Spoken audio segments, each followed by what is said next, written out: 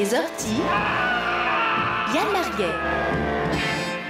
Les orties, Yann Marguet, les orties, c'est parti. Eh oui, c'est fait, Franck. Ça y est. Oh là là, c'est magnifique. Quelle émotion. L'Ukraine qui remporte ce concours de l'Eurovision 2016. Voilà là, quelle surprise. Quelle surprise pour moi. Dire que pendant tout ce temps, je pensais que c'était de Bertrand Piccard et son avion solaire dont je me tamponnais le plus le beignet au monde. Et en fait, non, c'est bien l'Eurovision. J'avais juste oublié.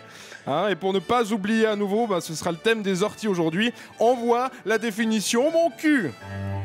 L'Eurovision, oh, c'est kitsch. L'Eurovision, c'est un rêve humide d'Alain Morisot. C'est un porno pour Sweet People. L'Eurovision, c'est 12 points pour la Lituanie, 8 points pour la République tchèque, 0 points pour la Suisse. Oui. L'Eurovision, il y a l'Australie qui participe, mais j'ai même pas envie de savoir pourquoi, je m'en fous trop. L'Eurovision, c'est aussi un groupe de punk trisomique finlandais, il ne faut pas l'oublier. L'Eurovision, c'est célébrer la diversité de tous les pays de notre continent, de ses cultures, ses peuples et leur héritage, avec 19 chansons sur 20 en anglais. L'Eurovision, c'est Rika qui représentait la Suisse, Amir qui représentait la France et Justin Timberlake qui représentait le talent. L'Eurovision, c'est commenté par Jean-Marc Rijon. L'Eurovision, sur l'échelle de la chiantise, c'est entre un discours d'Anne-Catherine Lyon et le son que fait le métro quand les portes se ferment.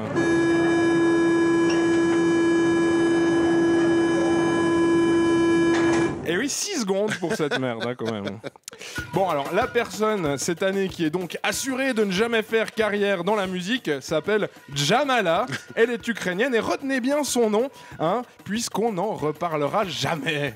Moi, je vais être franc avec vous, 5 jours après sa victoire, je pense même être la toute dernière personne de l'histoire à prononcer son nom. Il n'y a qu'à voir, le dernier artiste dont on a vaguement parlé était quand même une femme à barbe, avec un prénom de putzfro andalouse et un nom de saucisse. C'était il y a 2 ans, il faut déjà faire un effort surhumain pour s'en souvenir. Alors la pauvre, je me rappelle même plus comment elle s'appelle. Bon, je suis mauvaise langue, parce qu'évidemment, ça ne mène pas à rien de faire un concours comme celui de l'Eurosong. Attends, ça vous permet quand même de faire porte-parole, porte-parole pour votre pays au concours l'année d'après, d'être le pégu qui va lire en direct, c'est pas rien, le nombre de points que votre pays a refilé aux autres candidats. Et cette année, par exemple, c'était le chanteur suisse Seb Alter, bien connu chez nous. Tu rigoles, Seb Alter, bien connu chez nous, pour avoir représenté la Suisse en 2014. Oui, alors en Suisse, c'est pas systématiquement l'année d'après que tu fais porte-parole, parce qu'ils aiment bien intercaler une Miss Suisse de temps en temps aussi. L'année dernière, c'était Laetitia Guarino, par exemple. C'est vrai que c'est toujours sympa, et puis c'est du win-win. Nous, ça nous permet de favoriser le tourisme sexuel en présentant une bonasse locale, et puis à elles, ça leur donne l'occasion de lire. Alors vous allez me dire, quand même, 200 millions de téléspectateurs, tout le monde s'en fout pas. Non, tout le monde s'en fout pas du tout. Les Russes, ils s'en foutent pas, par exemple. Ils sont pas contents, ils parlent de victoire politique, parce que la nana, elle vient de Crimée, et qu'elle dénonce les souffrances infligées à son peuple dans son texte, tu vois l'ambiance. Non, ils sont pas contents, les Russes. D'ailleurs, ils ont d'ores et déjà annoncé qu'ils voulaient annexer la chanteuse. Non, et puis évidemment, les Ukrainiens, ils s'en foutent pas, les Ukrainiens. Attends, tu rigoles.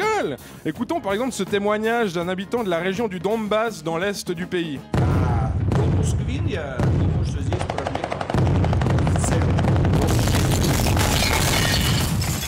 Et voilà, alors évidemment on n'entend pas bien ce qu'il dit, mais le mec est fou de joie. D'ailleurs j'ai coupé l'interview parce que c'était un peu long, mais après il sanglote encore 20 minutes, c'est trop chou quoi.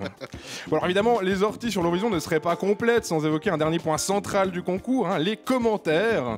Et oui, aussi intéressant que de commenter la cuisson d'une pomme au four, on commente les concerts de l'Eurovision, le plus souvent par 2, parce que c'est beaucoup plus difficile de se suicider en présence d'autrui, et ça meuble tellement qu'on se croirait chez Fly.